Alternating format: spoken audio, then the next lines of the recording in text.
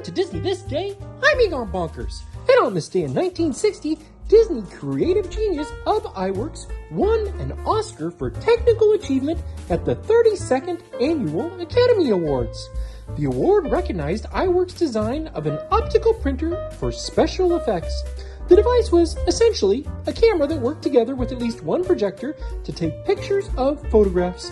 This made special effects and matte shots, well, possible, like fade-outs, fade-ins, dissolves, slow motion, and fast motion. Pretty cool, huh? I didn't realize he did this. Anyway, have a magical day.